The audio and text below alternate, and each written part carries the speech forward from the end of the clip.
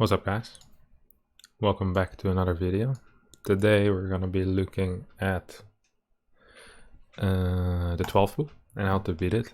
A lot of the guys that ask me to do guides always ask me to do them on early pools of Zerg. So what I'll do is I'll make one video for the most common early pool. So I'll do one for 12 pool, I'll do one for 17-17, and maybe one for 16 pool or something like that. I'll be releasing them over the next week and a half, or perhaps there will be a little break if I, find another guide that I want to do. But today we'll be playing a game against Rainer. Well, I played a game against Rainer where he 12 pools me. And we'll be looking at my response, which I think is the best response there is.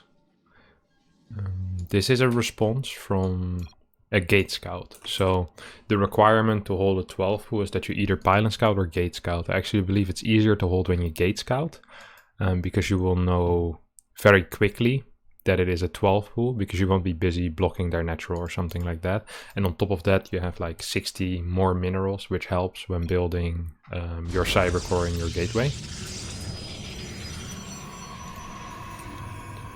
Now on all maps, it's possible to wall with 3 big buildings and still have 1 block remaining. If you don't know how to do that, go figure that out. Open up a map and figure out how to wall with 1 pylon and 3 big buildings and have 1 open hex remaining, like I will wall in this game. It's very important that you know how to do it if you want to stop any kind of early pool and if you want to have any success against Zerg in general. So the first thing we see is we arrive at the natural of the Zerg and we don't see a hatchery. Now, we don't know everything yet. This could still be a 17-17 because the timing of the hatchery there is about 1:17. The timing of the hatchery with a 12 pool is also 17. So you could build a pylon here and then go inside to block any kind of hatchery, but I prefer going inside to check, sending 1 probe down immediately. And then if you see a pool finished and you see a bunch of eggs about to pop, you immediately build a second gateway and a cyber core. And make sure that the cyber core is the least vulnerable building, because that's the building the Zerg will want to snipe. If they snipe one of your gateways, that's not a massive deal. If they snipe your cyber core, that could potentially be a very bad situation for you. So that's something you want to prevent. So your reaction is to go gateway, cyber, zealot, stay on 22 probes, start rallying into gas, and then get a pylon. Do not chrono boost your zealot yet, no matter how badly you want to. I know you want to, because you're like, oh no, he's coming with his units, I need my zealot. You don't need to chrono boost it yet. Start chronoing your zealot when your zealot is about 70% done.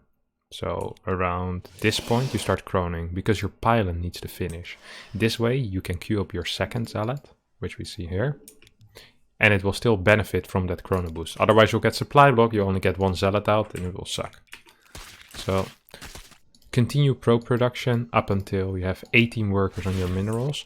1 probe is downstairs. It can patrol or it can stand over here and hold position. This probe, what you do with is you check the gases. See if he follows up with a gas or gasless. Usually they follow up without gas.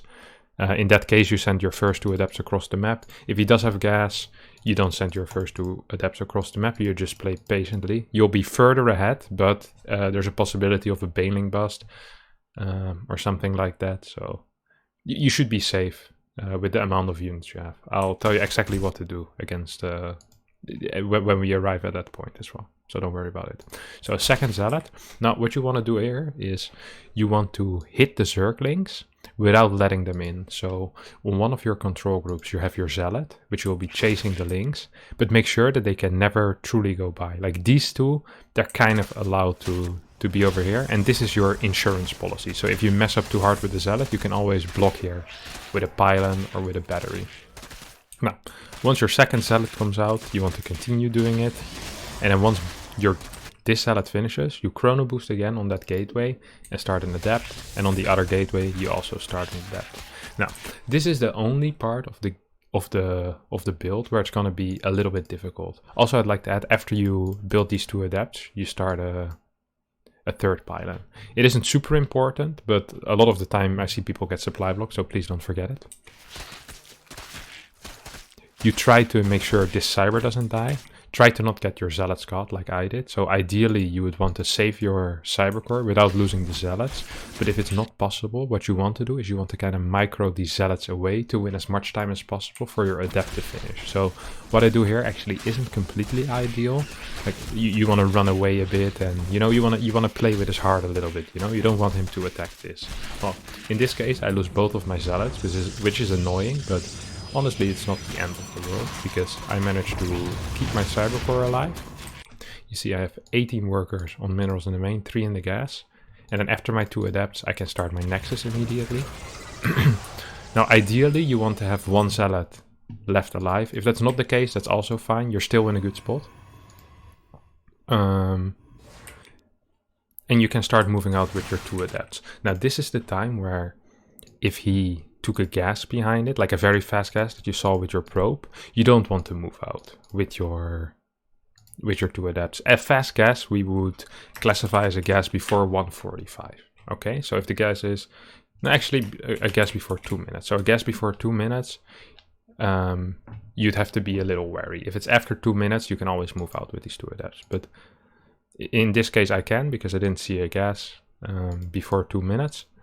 Now, as you move out and you get your gas available, you start your Stargate and you start your second gas. Behind this, you can either build a Stalker or you can build another Zealot. If you lose both Zealots, most of the time it's smart to build a Zealot.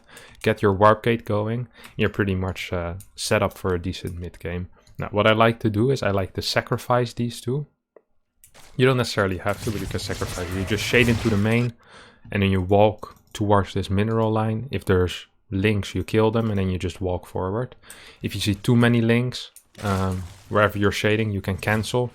And you're probably happy right now. This situation is extremely good for me. I'm up 4 workers. There's no third base on the way yet. He has 2 queens, so not even 3 queens. And my Stargate is about to finish. So this is an absolutely ideal situation. You can go into an Archon drop behind this. You can go into 2 Oracle into a third base of 4 gases yourself. There's lots of options. You're very safe because of the Oracle. If he follows up with a Baneling Bust or with a Roach Push, against Roach Push, get a single Oracle, then a Void Ray. Against Baneling Alins, just keep building Oracles. Against the Speedling Flood, just keep building Oracles as well. You should be pretty much set up for a regular game. Except this time you will be ahead. So, I hope that helped everyone. And I hope you will never lose to 12 pools again. Thanks everyone for watching. Be sure to subscribe. Adios.